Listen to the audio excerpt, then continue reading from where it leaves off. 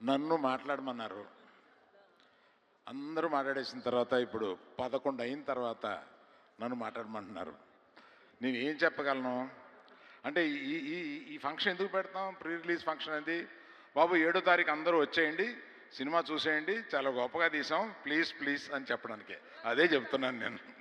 దుల్ల కొట్టేద్దాం 7వ తారీఖున, మీరు రండి. ఒక్కొక్కరి తరఫున చెప్పాలంటే కష్టం. ఇక్కడ ఈ కష్టం పడిన అందరికీ నమస్కారం అండి.